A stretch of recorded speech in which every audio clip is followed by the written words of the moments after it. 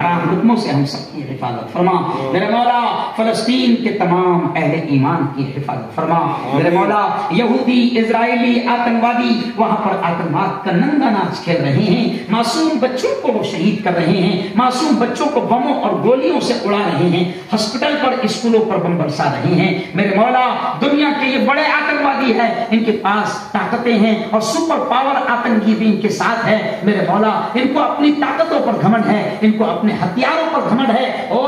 رب کل کائنات، جیسے تو نے ہاتھی والوں کو ختم کیا تھا ویسے تو ان کو بھی ہلاک و برباد فرما میرے مولا، جیسے تو نے بدر کے میدان میں مدد فرمائی تھی ویسے میرا مولا فلسطینیوں کے مسلمانوں کی مدد فرما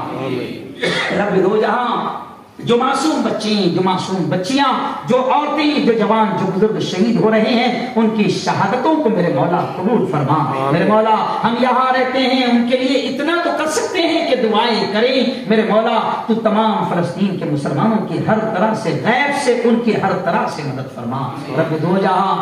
دو جہاں ہم سب کو بھی جب تک زندہ رکھ، اسلام پر زندہ رکھ، اور ہم کو موت دے میرے مولا تو ہم سب کو ایمان والی کرنے والی موت نصیب فرما میرے مولا، ہم سب کے گھروں میں دینی ماحول ہم سب کو نصیب فرما، ہمارے اخلاق اچھے بنا دے میرے مولا، ہم نمازی بھی بن گئے، ہم حاجی بھی بن گئے، ہم سب کچھ کرنے والے بن گئے، لیکن ہمارے اخلاق بڑے برے ہیں، ہم اپنی عورتوں کی عزت نہیں کرتے، ہم اپنے گھر میں ظلم کرتے ہیں، ہم اپنے پڑوسیوں کو ستاتے ہیں، ہم دھوکہ دیتے ہیں، ہم جھوٹ بولتے ہیں، ہم ظلم کرتے ہیں، ہمارے اخلاق بڑے برے ہیں میرے مولا، تیرے نبی نے اخلاق پر سب سے زیادہ محنت کی تھی، ہمارے اخلاق درست بنا دے اور ہمیں سچا پکا مسلمان اور مومن بنا دے میرے مولا، ہم سب کو ایمان والی کرنے والی موت نصیب فرما خدا بندہ، جو یاد آ گیا وہ مانگ لیا، جو مانگ لیا وہ بھی نصیب فرما، جو مانگنے سے رہ گئے اپنے حبیب کے سب وہ بھی ہمیں نصیب فرما، ہماری تمام دعاؤں کو اپنے فضل سے، اپنے کرم سے پیارے آقا محمد مصطفیٰ